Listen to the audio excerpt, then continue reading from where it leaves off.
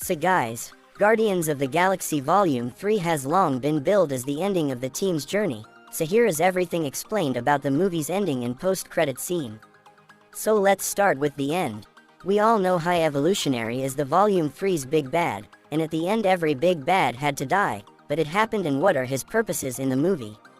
Let's talk about this. In the Volume 3, the High Evolutionary's goal is to reshape the universe in his image, removing imperfections from every species in the galaxy, through cruel torture and experimentation. And our favorite Rocket Raccoon is one of his former subjects, which leads the confrontation with the Guardians, that ends in the High Evolutionary's defeat. At the end of Volume 3, the Guardians manage to defeat the High Evolutionary. After confronting his forces aboard his spacecraft, the High Evolutionary disappears from the film's final act. He reappears at the climax, cornering Rocket in the holding pens, where the High Evolutionary imprisoned the raccoon earlier in his life. This results in a battle between the Guardians and their foe, with all the members contributing to taking down the villain. Rocket, citing his status as a Guardian, refuses to kill the High Evolutionary, leading to his demise when the ship explodes with the antagonist still on board. However, he gets defeated at the end, but who knows he really dies or not, because it was never really shown. So possibly in future, MCU can bring him back to face off our heroes one more time.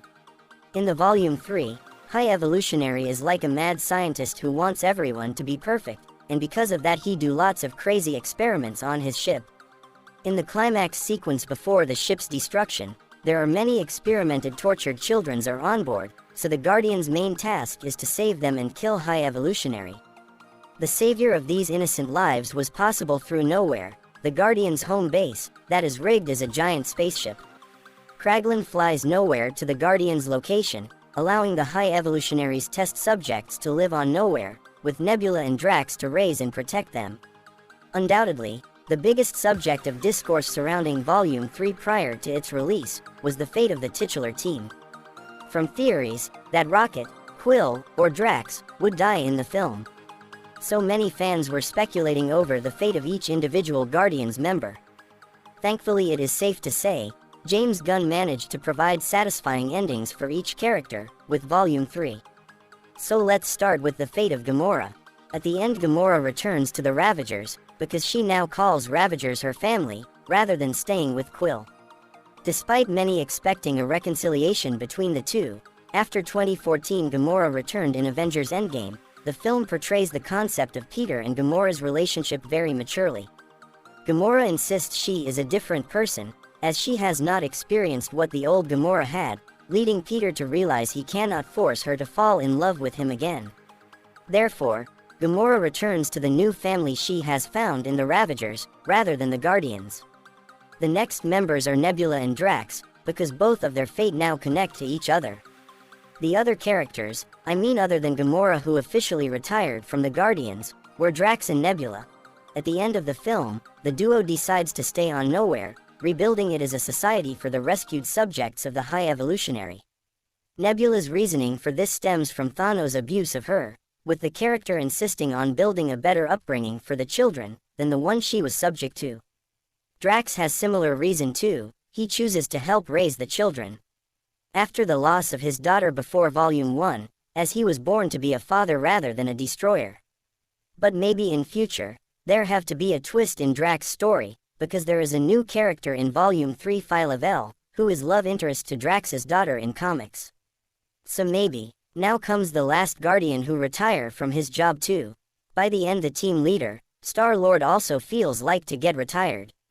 Because throughout the film, Peter is shown to struggle with the loss of Gamora, as well as the other loved ones, who have died during his life, such as his mother and Yondu.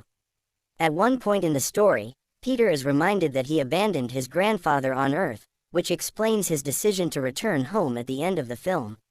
As a result, Quill reunites with his grandfather after over 30 years, and lives with him on Earth for the foreseeable future.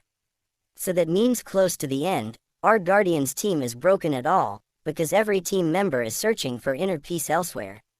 Does that mean this is the end of Guardians franchise? Possibly not.